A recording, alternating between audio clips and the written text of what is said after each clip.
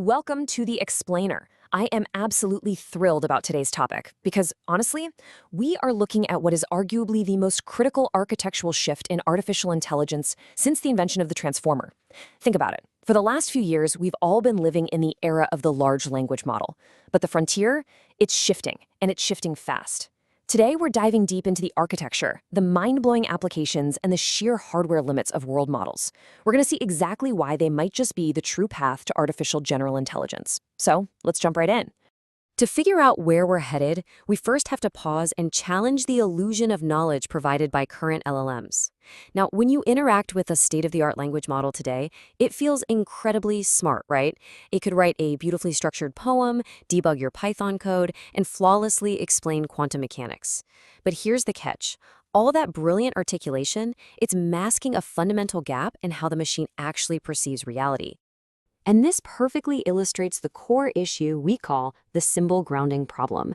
An LLM can perfectly define gravity for you. It can explain Newton's laws and even output the exact sentence, an apple will fall from a tree. But it's doing this purely based on statistical language patterns. It's essentially playing a massive, highly complex game of probability with words. It possesses absolutely zero physical intuition of what gravity actually feels like, or how a fluid dynamically flows, or how friction pushes back. LLMs really only know the relationships between words, completely separated from the actual physical reality those words represent. Okay, here's our roadmap for this explainer. 1. LLMs versus world models. 2. Building spatial intelligence. 3. Simulating the physical world. 4. The virtual reality revolution. And 5. The ultimate hardware bottleneck. Let's start with section 1, LLMs versus world models. The difference between these two systems is honestly night and day. Think of large language models as achieving intelligence through reading a million books. It's a very one-dimensional, text-based, encyclopedic type of knowledge. World models, on the other hand, they rely on embodied cognition. They learn by absorbing multimodal sensory data. We're talking video, 3D point clouds, direct physical inputs. It's the equivalent of walking a million miles inside a digital environment. In fact, some deep learning pioneers describe a world model as a computational snow globe. It's like a miniaturized digital simulator of reality where the AI learns by actually seeing how physical states evolve over time. Now let's peek under the hood at the engineering differences. While an LLM's goal is simply to predict the next text token, a world model optimizes for something way harder, predicting the future physical state of an environment. Because of this totally different goal, the way they fail is also completely different. When an LLM makes an error in a long sequence, you get what we call logical drift, or a text hallucination. The story stops making sense. But when an autoregressive world model makes a tiny error, say it's just a few pixels off on the angle of a car tire, that error accumulates frame by frame by frame. Eventually, the physics of the entire scene distort, leading to total geometric collapse. The whole world just sort of melts. All right, moving into section 2, building spatial intelligence. So here's a crucial point. The real world is not a flat 2D image. A lot of early vision models fell into the trap of frame-independent processing. They basically treated a video as a flipbook of flat images without understanding the actual depth or space inside them. But true spatial intelligence, it uses native 3D models and advanced techniques like 3D Gaussian splatting. A great example of this is WorldLab's Marble model. Instead of just spitting out flat pixels, it hallucinates persistent, explorable 3D point clouds. It actually understands that a chair can hold weight, or that a wall has a solid physical boundary. It gives the AI a native architectural understanding of space. Section 3, simulating the physical world. Let's see how this actually applies to physical hardware. This quote right here, this captures the absolute holy grail for robotics. Look, training a physical robot out in the real world is insanely expensive. If a robot arm makes a mistake while learning to, say, grasp a coffee cup, it might shatter the cup, or worse, burn out its own incredibly expensive motors. But a world model? It acts as an internal rehearsal sandbox. Their counterfactual reasoning, basically the AI asking itself, wait, what if I do this instead of that?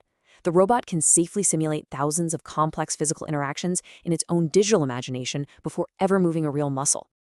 But, and this is a big but, here is where we hit a massive, almost unbelievable reality check. 10,000 hertz. While a world model is fantastic for helping a robot plan high-level tasks, actual physical fluid movement requires mind-bending speed.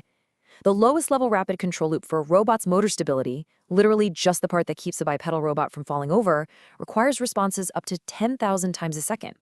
And that extreme speed requirement really exposes the harsh realities holding back current world models. Now, on one hand, autonomous vehicles are finding great commercial success with this. Systems like Waymo generate massive, simulated traffic environments to safely test crazy edge case driving trajectories. But in physical robotics, we have a core sensory blind spot. Current models only see, they cannot feel. They completely lack the torque feedback and proprioception needed for that 10,000 hertz control loop. Plus, there's a massive speed bottleneck. Just for perspective, Meta's VGPA 2 model takes about 16 seconds to infer a single action. Think about that. We need it to be hundreds, if not thousands of times faster to actually be useful for real-time robotic reflexes. Which brings us to Section 4, the virtual reality revolution. You guys, what is happening right now in gaming and VR is it's truly mind-bending. Traditionally, when you play a video game, every single shadow, every polygon, every collision is meticulously calculated by a hard-coded physics engine. But new systems like Descartes and Etch's Oasis, they are throwing that entirely out the window. They process your player inputs, like if you decide to move or jump, and the neural network just dynamically hallucinates the next frame in real time. So, sorry to all the traditional physics engine developers out there, but there is literally no underlying physics code running here. The model has just internalized how light and gravity are supposed to behave, and it generates the entire world on the fly. And this is a game changer because it completely solves the biggest, most annoying issue in VR, network delay and motion sickness. Let's break down this brilliant cloud edge architecture. In step 1, heavy cloud servers run the AI to simulate the 3D world using those Gaussian splats we talked about. In step 2, instead of trying to send flat, heavy video frames over the internet, they just stream the incremental 3D point cloud data. Then, in step 3, your local VR headset takes those 3D points and renders them based on your exact head movement with zero latency. You can look around instantaneously because the 3D environment is physically sitting right there on your device, completely eliminating that awful lag that makes people sick in VR. Section 5, the ultimate hardware bottleneck. Generating these interactive realities on the fly is incredible, but it brings us to a dramatic conflict. Let's look at the actual math to see exactly why these world models are so uniquely, devastatingly hungry for memory. This right here is the fundamental formula for calculating GPU VRAM requirements. You take the total number of parameters, that's P, multiply it by 4 bytes, divide by your quantization factor, Q, and then multiply the whole thing by 1.2. Now, why that extra 20% on the end? That is the absolute minimum buffer you need for the KV cache and intermediate activations during generation. But here is the terrifying reality of that math. A mainstream text-to-video world model, like Kling v3, requires 40 to 80 gigabytes of VRAM just to load the raw weights of the model. I mean, that consumes almost the entirety of a premium, incredibly expensive NVIDIA H100 chip before you even run a single calculation. It leaves virtually zero room for that 20% cache buffer you desperately need to actually generate the video frames. And as you'd expect, that severe lack of memory leads to a whole cascade of engineering nightmares. First, we hit the bandwidth wall. Storing the history of a complex 3D space causes the KV cache to just explode exponentially. This directly leads to low operational intensity. What that means is your ultra-fast GPU cores are literally starving. They sit there idle, doing nothing, while they wait for massive chunks of data to travel across the memory bus. But the worst part? The economic paradox. You see, LLMs are cheap for companies to run because they can batch thousands of text requests together on one GPU. World models absolutely cannot do that. Interactive physics requires real-time streaming, which means a single user completely monopolizes an entire, extremely expensive GPU just to play in their digital sandbox. Just to put a real-world price tag on that bottleneck, deploying a real-time interactive generation model like Google's Genie 3 costs an estimated $100 per hour per user. Let that sink in. At $100 an hour, mass commercial feasibility for real-time interactive generation is completely, utterly unsustainable on current hardware. So, escaping this bottleneck, it literally requires a total hardware revolution. We are pushing general-purpose GPUs to their absolute breaking point.